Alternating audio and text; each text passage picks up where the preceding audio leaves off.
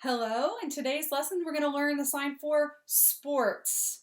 So I have some bad news. This is a long list. But the good news is your sport's going to be in there, whatever it may be. More good news, you've already learned some of these.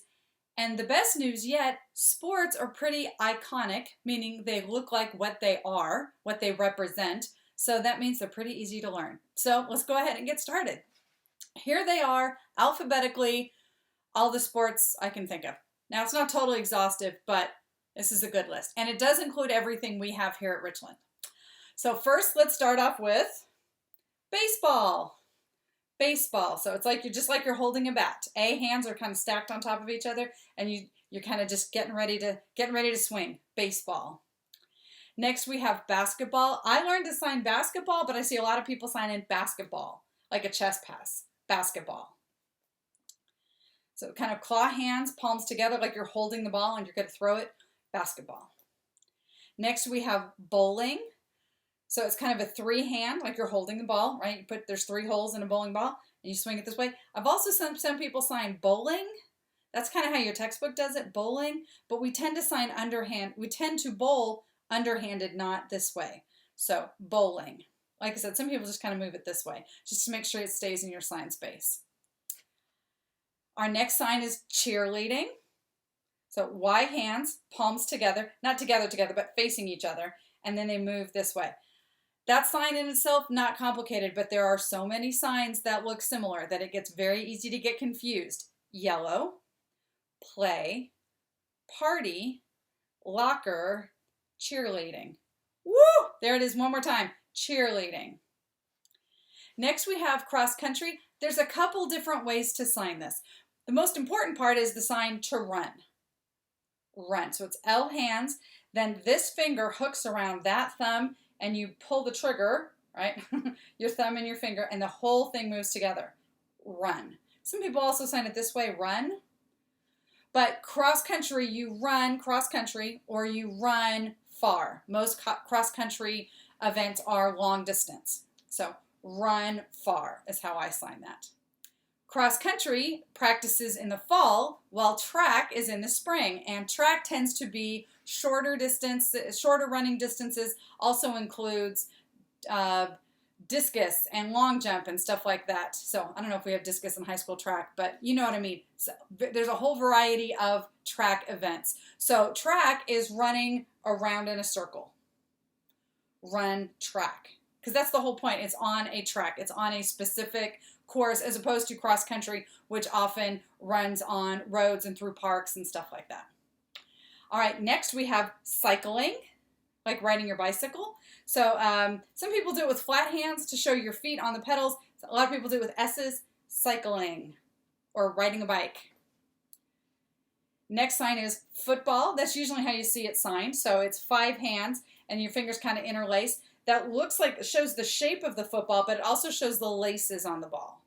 I have also seen football, but that's a little vague because it's just like throwing the ball, and football. But again, I rarely see this sign, but I have seen it used in various places. Football. Next we have golf. So it's an X hand and it makes a swing. Golf. At Richland we also have gymnastics. Gymnastics. So it's like somebody on a high bar or a uneven parallel bars swinging around. Hockey. Hockey, so your weak hand is the ice, your dominant hand is the puck, and you dribble the puck down the ice. A lot of people get golf and hockey confused. Golf, every swing counts, so you only want to do 1. Hockey, you want as much control over that puck as possible, and no one's counting how many times you hit it. So that's why it's that small repeated movement. And you have to have ice. Speaking of ice, our next event is ice skating. Ice skating. So it's X hands, palm up, and then think about pushing off the ice. Ice skating. Similar to that is roller skating, but instead of an X, we're going to use a bent V. Roller skating. And then a newer sport, rollerblading, because that's the 4 wheels in a row. Rollerblading or inline skates.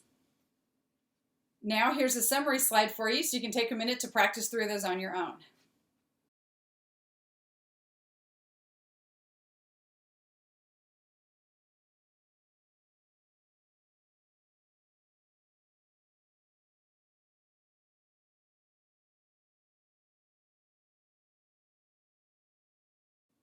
Next, we're going to talk about martial arts. There's a whole variety of martial arts, and if you wanted to specify, you could finger spell them, but just in general, martial arts, like karate.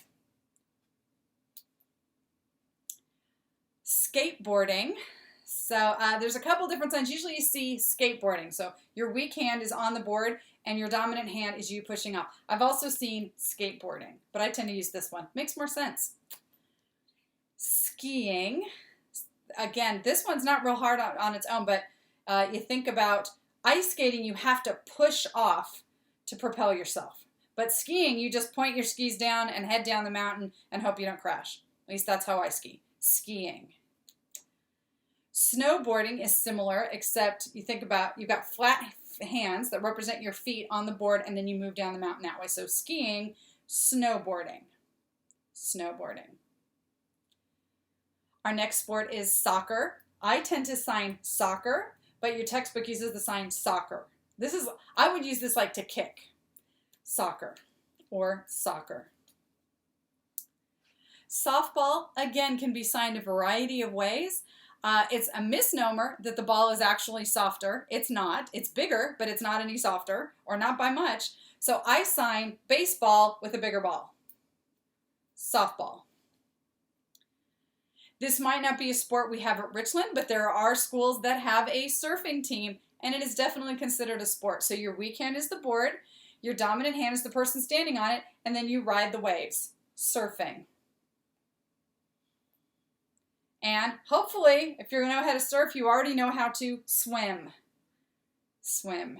So flat hands or B hands, palms out, but in opposite directions, not out this way, out that way, out to the side. And then you're pulling your way through the water. Tennis. So it's kind of a pinch. That's what I call that hand shape. Your textbook calls it a baby O or a closed X. And you're swinging the racket back and forth. Volleyball. So it's a lot like soccer. It's that same flicking motion, but it's up in the air. Volleyball. And last but not least, we have wrestling. So does that look familiar? Football moves in and out this way. Wrestling moves up and down that way. Wrestling. And that's it for our sports right now. Take a minute to review this slide. If there are any others you're curious about, ask me and I can share them with you or look them up for you. Happy signing!